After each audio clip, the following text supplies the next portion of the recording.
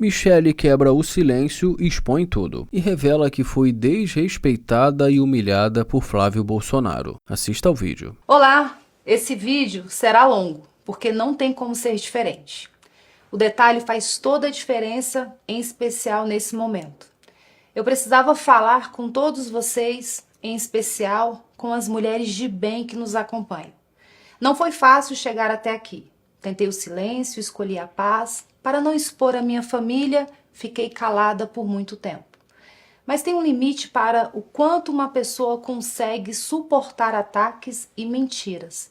Especialmente quando essas mentiras envolvem o seu nome, o sofrimento do seu marido, da sua família e deturpam o trabalho que você entregou de coração. Até agora eu tentei não expor a família, pensando muito no meu marido, mas não dá mais. Então eu vim para falar. As pessoas que sabem o que aconteceu se dividiram em dois grupos. Um me dizia, conta tudo. As pessoas precisam saber a verdade. O outro dizia, fica quieta, não vale a pena. Eu tentei ficar quieta, mas percebo a maldade de alguns que se dizem defensores e aliados do meu marido, mas que plantam narrativas maldosas e mentiras descaradas envolvendo o meu nome. Sem respeito, sem pudor, sem vergonha. Não me deixaram viver em paz no momento mais difícil da minha vida. Inclusive, ignorando o pedido que o próprio Jair escreveu em uma carta para que parassem com os ataques. Ele está sabendo de tudo e vê a situação que tenho enfrentado. Então hoje, a verdade vai iluminar o que foi escondido na escuridão das notícias falsas e nos ataques irresponsáveis. Para que todo o contexto fique claro, eu preciso voltar um pouco no tempo. Tudo começou em 2023. O meu marido estava voltando dos Estados Unidos. Ele ia assumir a presidência de honra do Partido Liberal. Ele e o presidente Valdemar conversavam sobre os rumos do partido, o que ficou para trás, o que ainda podia ser construído. E perceberam uma lacuna: as mulheres. Um público enorme, poderoso e que ainda viu Jair com desconfiança. Não tinha uma estrutura partidária que falasse de verdade com elas. Foi nesse momento que o meu nome surgiu. Eles me convidaram para assumir o PL Mulher como presidente nacional. Eu aceitei, mas fui muito honesta. Olhei para o meu galego e disse: Jair, você sabe que eu não assumo missão para viver um faz de conta. Eu já sabia o tamanho do que estava sendo o pedido e eu tinha visto de perto na caravana Mulheres com Bolsonaro em 2022, idealizada pela nossa governadora Celina Leão, para ajudar na eleição do meu marido. Ao lado de Celina, Damares, Tereza Cristina e tantas outras guerreiras, eu vi o que era levar essa mensagem de esperança viajando pelo Brasil inteiro. Era sacrifício real, era entrega real. Ele olhou para mim e disse que sabia que seria difícil para todos nós, mas que era necessário. E assim eu fui, assumi esse chamado mesmo sem ter experiência partidária. O que eu encontrei pela frente era maior do que eu imaginava. O PL Mulher existia no papel, mas na verdade tivemos que começar praticamente do zero. Percorri o Brasil inteiro. Instalamos os diretórios nos estados, empossamos presidentes estaduais e municipais, demos capilaridade e representatividade ao movimento que hoje, sendo um dos mais recentes, se tornou o maior movimento político partidário de mulheres no Brasil. Nós pintamos o Brasil de rosa e os resultados vieram. Nas eleições de 2024, elegemos 45,8% mais mulheres do que em 2020.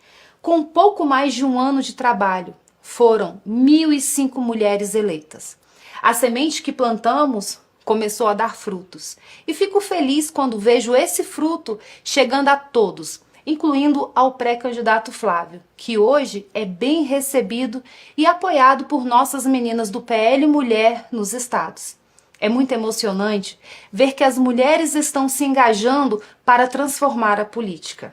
É exatamente para isso que nós estamos trabalhando. Mas o tempo foi passando e as coisas foram ficando mais pesadas.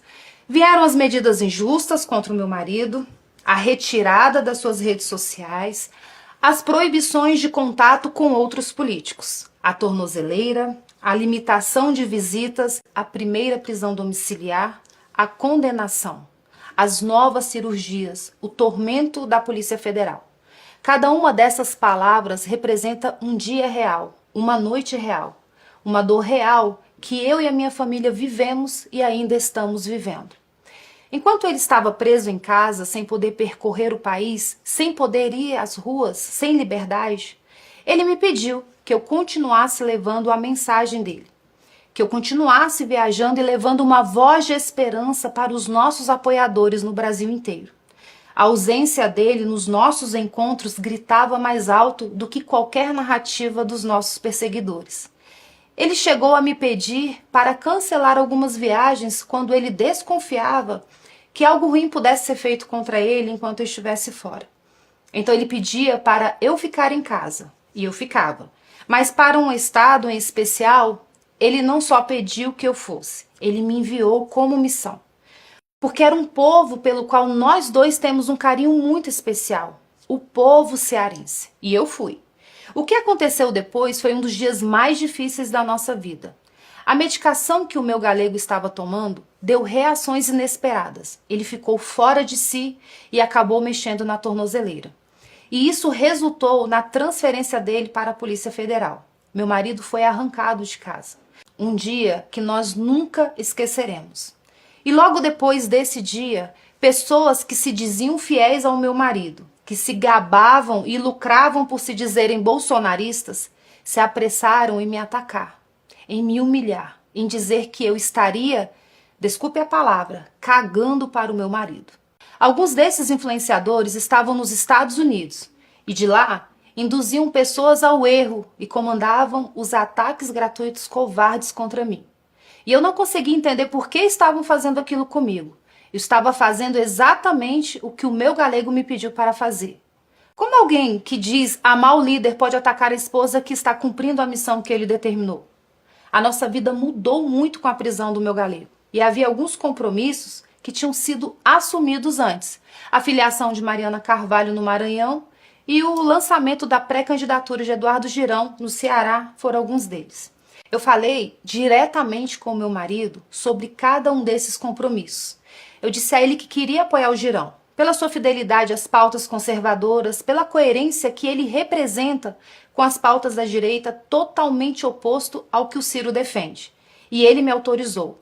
Em matéria de política, eu faço somente o que eu e ele combinamos. E assim eu voltei ao Ceará. E o Ceará tem uma outra história à parte, uma história que vocês também precisam ouvir com atenção. Em 2024, o PL disputava a Prefeitura de Fortaleza.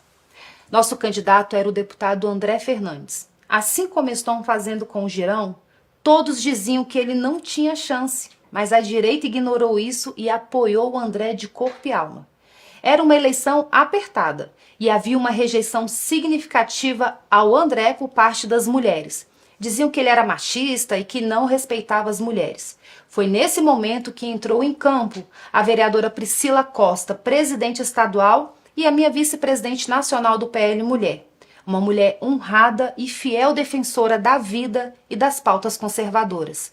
Priscila tinha acabado de ser eleita vereadora. Poderia estar cuidando do seu próprio mandato. Em vez disso, dedicou-se integralmente à campanha de André, aproximando o público feminino, diminuindo a rejeição, abrindo portas que estavam fechadas. O trabalho da Priscila fez uma diferença real e significativa. Não vencemos a eleição por muito pouco, mas nos mantivemos firmes aos nossos valores. André chegou a outro patamar com a ajuda e a dedicação da Priscila. E o que ela recebeu em retribuição é revoltante. Reconhecer, ser grato e retribuir o bem a quem nos ajuda é sinal de nobreza e de lealdade. Mas o agradecimento a Priscila parece estar vindo em forma de perseguição e desprezo. Deixa eu te mostrar o tamanho dessa injustiça com o número. Em 2026, serão 54 vagas para o Senado Federal. Em comparação, se aplicarmos a regra dos 30% para candidaturas femininas, teríamos direito a 17 vagas para mulheres no partido. Eu pedi, Apenas 3. Priscila Costa, Carol de Tone e Bia Kisses. 3 vagas, de 17 que poderíamos ter. E tem sido uma batalha diária para manter essas 3. Isso é muito desgastante. Em especial nesse momento que o meu marido e eu estamos enfrentando. Deixa eu ser clara sobre a indicação da Priscila. Essa candidatura foi muito bem definida por 3 pessoas. Meu marido, eu e o presidente Valdemar. Não foi sugestão. Foi preferência, foi decisão. E decisão baseada no potencial da Priscila Costa. Jair definiu que o PL disputaria as 2 vagas do Ceará, uma com Priscila e a outra com o pai do André.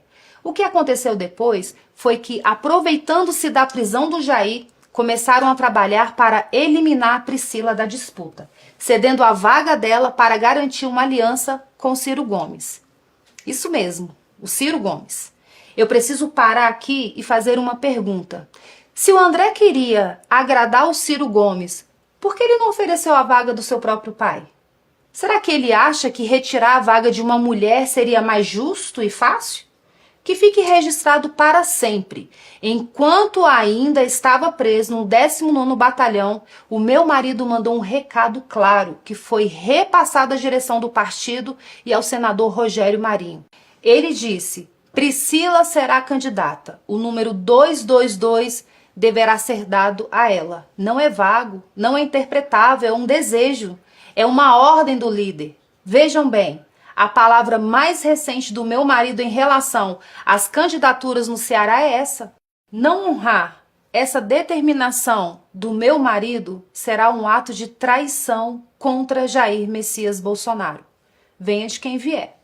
Agora, muitos falam da polêmica no evento do Ceará. Eu vou te contar o que aconteceu lá. O senador Eduardo Girão é uma pessoa diferenciada, um homem que, quando todos cediam, ficou de pé defendendo a vida desde a concepção, as causas conservadoras e a lealdade ao meu marido, mesmo quando essa lealdade tinha um custo alto. Girão é o único verdadeiro representante das pautas da direita na disputa pelo governo do Ceará. No dia do lançamento da sua pré-candidatura, estavam presentes vários representantes do PL, inclusive o presidente estadual André Fernandes. Fiquei até feliz, eu pensei, talvez haja uma chance de o partido apoiar o Girão no primeiro turno. Não se trata de interferência, mas sim uma mostra do que seria mais coerente, mais fiel aos nossos valores. Ainda que aparentemente não houvesse grandes chances, como ocorreu no início com André Fernandes, a proposta seria apoiar, no primeiro turno, o candidato que defende fielmente os nossos valores. E era só isso que eu e o meu marido queríamos. No segundo turno, os nossos eleitores, pessoas de bem, poderiam se unir a todos os demais para derrotar o candidato do PT. Mas o que eu não sabia ainda era o que estava sendo acordado nos bastidores. Não pelo meu marido, não com seu conhecimento atualizado, porque ele, infelizmente, estava preso e essas pessoas não tinham mais contato com ele. A última palavra sobre o Ceará, ele falou a mim e eu transmiti à cúpula do partido. Voltando ao evento, enquanto ele ocorria, eu percebi algo que me tocou fundo. Havia muitas senhoras mais idosas, de cabelos brancos, usando camisetas com o rosto do meu marido, olhando para mim, olhando para o André, olhando para o pai dele e dizendo em voz alta: Michele, Ciro não. Quando o André e o seu pai foram discursar, as vozes ficaram mais altas, mais incisivas e diziam: Ciro não. Vaiavam e chamavam de traidores. Eu fiquei ali assistindo aquelas mulheres, aquele povo simples, fiel, que não negocia convicção por aliança pragmática. Quando chegou a minha vez de falar, eu me dirigi ao André Fernandes. Eu gosto dele, eu não falei por raiva.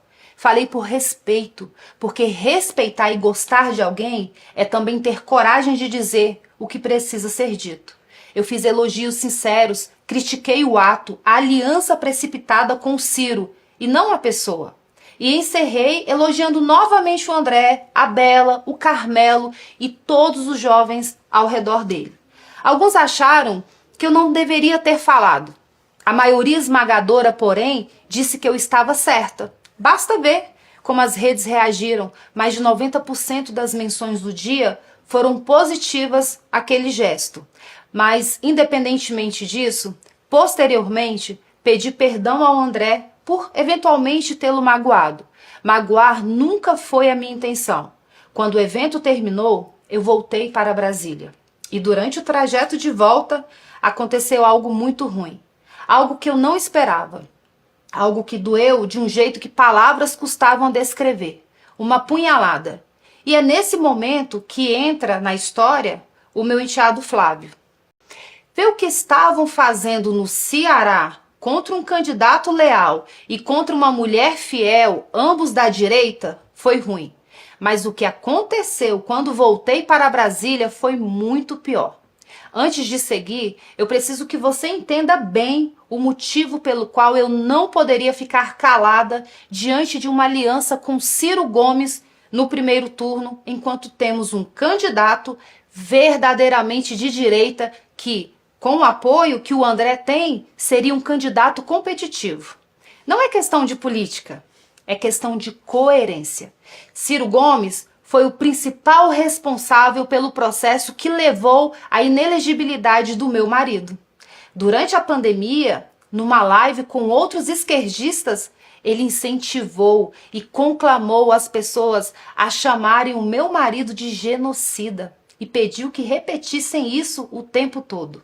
Ele chamou o meu marido de ladrão de galinhas, de corrupto, de burro, de jumento. Diz que Bolsonaro roubava gasolina. Disse que as esposas de Bolsonaro seriam todas ladras.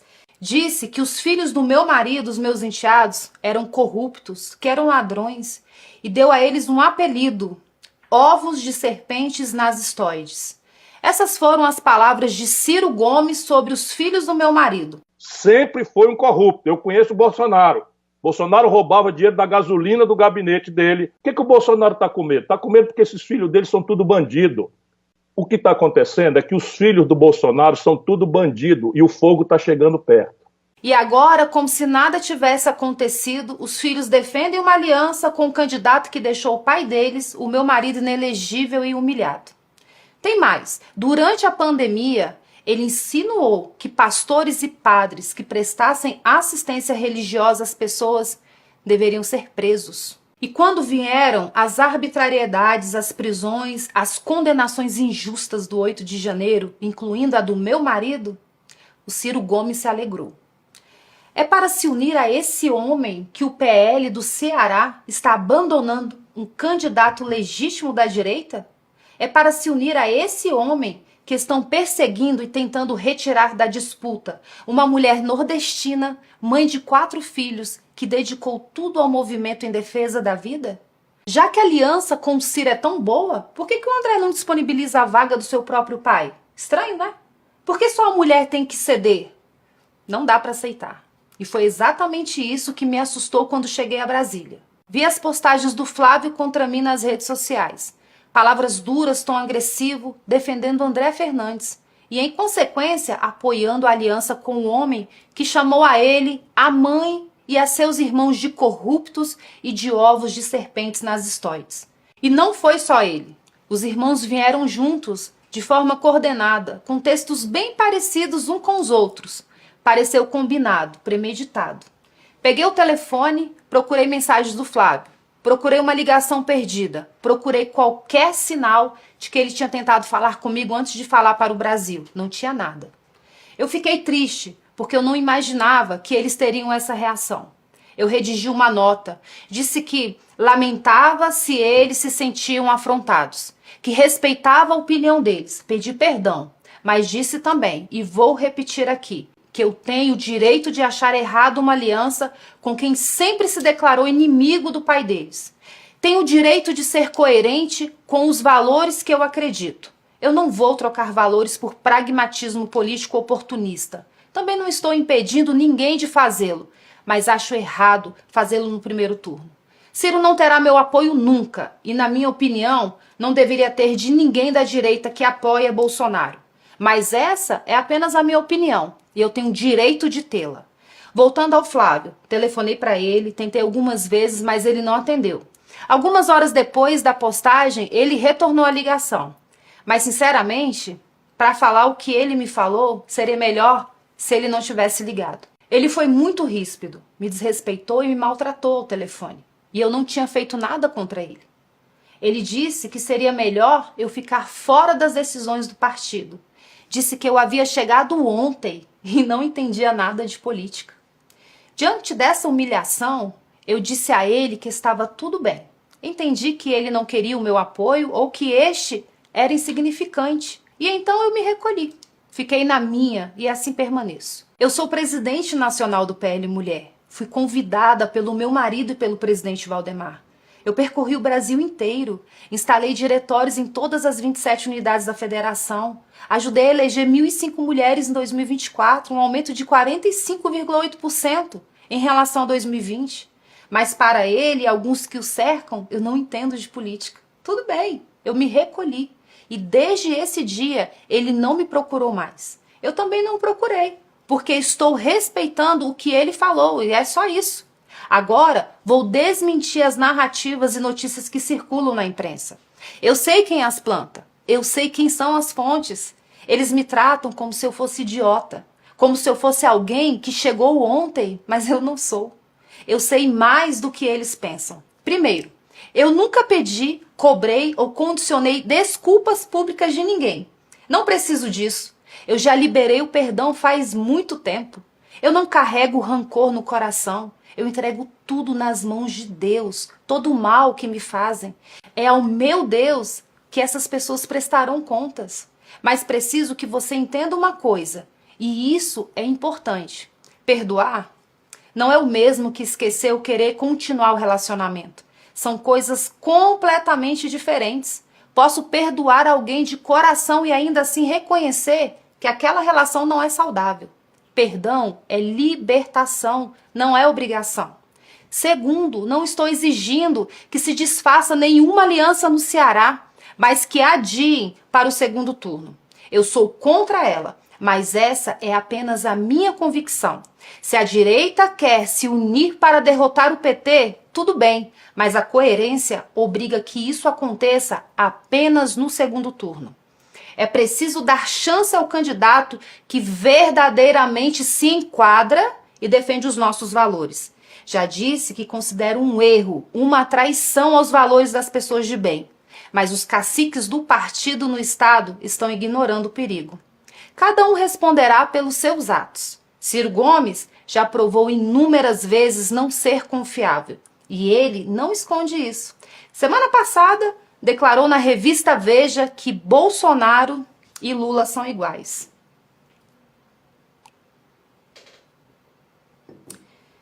É só uma questão de tempo para ele se voltar contra a direita. Todos foram avisados, em especial dentro do partido, e serão lembrados disso.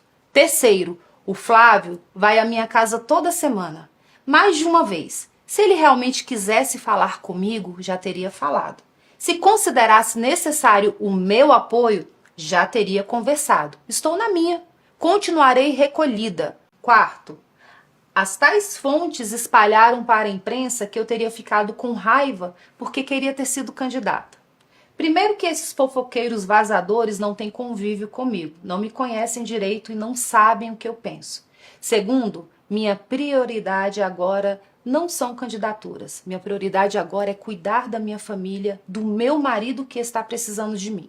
Meu futuro político está nas mãos de Deus. Ele providenciará tudo. E quando for o momento de decidir o que quer que seja, sou eu mesma quem falarei. Não preciso de porta-voz. Entendam, tudo isso que falei nesse vídeo aconteceu antes da indicação feita pelo meu marido.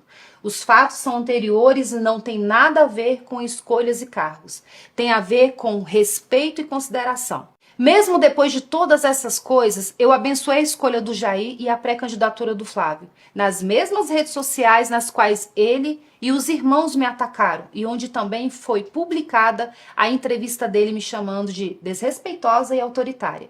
Como eu disse, eu aprendi a conviver com isso. Perdoo os que me fazem o mal e permanecerei no meu lugar. Mas tem uma última coisa que preciso dizer. o que dói de um jeito diferente de tudo que falei até aqui. O grupo de maledicência coordenada a partir de quem está no exterior continua agindo e me atacando todos os dias. Alguns deles até continuam aparecendo em fotos com o Flávio. Eles fazem postagens e vídeos retirando do meu nome o sobrenome Bolsonaro, na tentativa de me atingir. Não me atingem. Eu sei quem eu e o meu marido somos. Mas será que eles pensam no que estão provocando na vida da minha filha? Ela é uma adolescente que acompanha tudo, que lê tudo e que sente tudo. Será que na irresponsabilidade deles, eles imaginam o que estão fazendo com ela? Claro que não. Eles não se importam. Para eles, tudo é política. E uma política que não existe em função do ser humano. Esse tipo de política não serve para nada além de egoísmo. É importante entender que eu não mando recados. Quando eu tenho algo a dizer, digo olhando no olho como estou fazendo agora. Eu não gosto de mentiras. Nunca gostei. O meu Deus é o caminho, a verdade e a vida. E quem vive por ele não se agrada com as mentiras. Falei quase tudo o que precisava ser dito. A verdade está aqui, para quem quiser ver. Aqui do meu lugar, eu sigo cuidando do meu marido, cuidando da minha filha e servindo ao meu país da forma como posso. Essa é a minha missão. E dessa, só Deus me tira. Por último, eu quero aproveitar a oportunidade para agradecer publicamente, de maneira muito especial, as minhas presidentes estaduais e municipais por todo o empenho e dedicação à nossa missão e pelo apoio que vocês têm dado à pré-candidatura do Flávio. Vocês são o verdadeiro alicerce da nossa nação. São a força delicada que transforma o mundo. Vocês definem hoje o futuro do nosso país. Continuem firmes nesse propósito. As dificuldades nos fortalecem e a esperança tudo vence. Eu amo a vida de cada uma de vocês, mulheres alicerçadas. Que Deus os abençoe, que Ele abençoe as famílias brasileiras e que Deus abençoe o nosso amado Brasil.